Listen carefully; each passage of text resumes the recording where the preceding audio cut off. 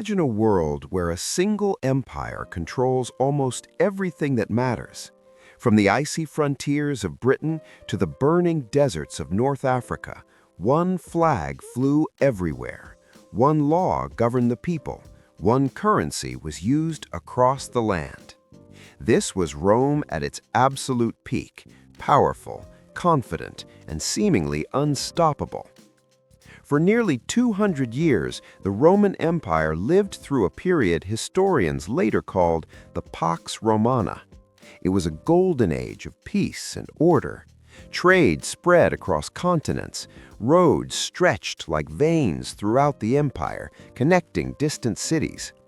Roman ports were packed with ships carrying grain, wine, oil, and luxury goods. Markets were alive, and Rome felt eternal. But beneath this shining surface, a dangerous problem was quietly growing. Rome was not collapsing because of external enemies. It was breaking from within. The real threat was not barbarian armies or invading fleets. Rome's most destructive weapon was something else entirely, a broken economic system and corrupted money. Rome's economy depended mainly on agriculture, trade, and taxation, but what truly kept it alive was trust. People trusted the system, they trusted the government, and most importantly, they trusted the money. At the center of this system was a small silver coin called the denarius. For generations, the denarius was reliable. Each coin had nearly the same weight, silver purity, and value. Roman soldiers accepted it as salary. Farmers trusted it in the marketplace. Merchants traveled thousands of miles without fear, knowing their money would be accepted everywhere. Because of this trust, the Mediterranean became one massive free trade zone. Egypt became the empire's breadbasket, feeding millions. Spain supplied silver and olive oil. Gaul provided wine. Britain exported wool. Goods moved smoothly across the empire simply because money worked. But Rome had a dangerous habit. It spent far more than it produced. For centuries, Rome solved this problem through conquest. Every new war brought gold, silver, land, and millions of slaves. War filled the treasury. As long as Rome kept expanding, the system survived. The empire didn't need innovation or efficiency, it only needed victory. But expansion does not last forever. When Rome reached its maximum limits, conquest slowed and then stopped. The flow of easy wealth dried up. No new territories, no new gold. Yet Rome's expenses did not decrease. Rome's greatest strength, its army, slowly became its greatest financial burden. In the late empire, millions of soldiers guarded long and dangerous borders. They needed regular pay, food, weapons, armor, pensions, and equipment. All of it devoured the treasury year after year. Even worse was the culture of military bonuses. Many emperors didn't inherit the throne. They seized power with the army's support. To keep soldiers loyal, emperors handed out massive cash rewards. Once soldiers grew used to higher payments, lowering wages became impossible. Even a small cut could trigger rebellion. The Roman government was trapped in a nightmare. No new wealth was flowing in, military expenses kept rising, and there was no modern banking system to borrow money from. Only two options remained: raise taxes brutally or destroy the currency. They chose to destroy the currency. Instead of minting pure silver coins, emperors began mixing silver with cheap metals like copper and bronze. The coins looked the same, the stamp was the same, the face value was the same, but inside they were weaker.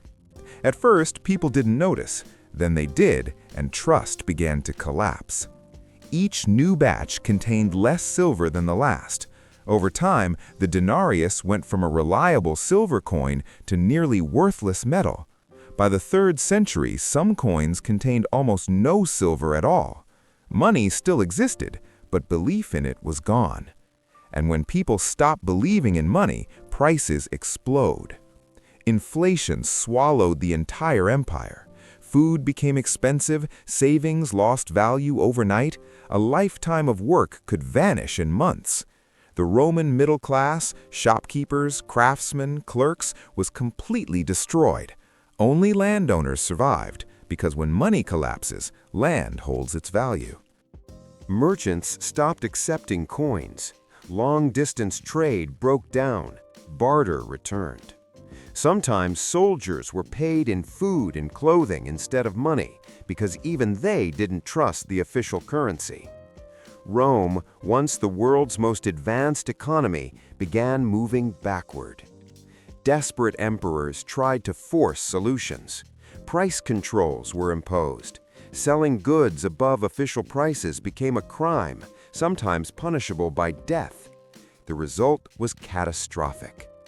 Markets disappeared, black markets spread, shortages worsened, farmers stopped selling, merchants hid their goods. Government control finished off what little economy remained. Then came crushing taxes. People were locked into their professions. Farmers were forbidden from leaving their land. Local officials were forced to collect impossible taxes and punished if they failed. Freedom didn't die in battle, but in laws and paperwork. Cities began to empty. People fled to the countryside, seeking protection on the estates of wealthy landowners. These estates became self-sufficient, their own food, tools, and security. Private guards replaced the state. The empire lost its people, its tax base, and its reason to exist. So when invaders finally arrived, Rome was already dead.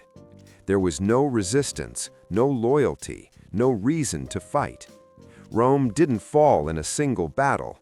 It collapsed slowly from the inside. Bad money destroyed trust. Inflation wiped out the middle class. Heavy taxes crushed the poor. Empires don't die when walls fall. They die when people stop believing in them. And that belief always begins with money. History doesn't repeat itself, but it rhymes.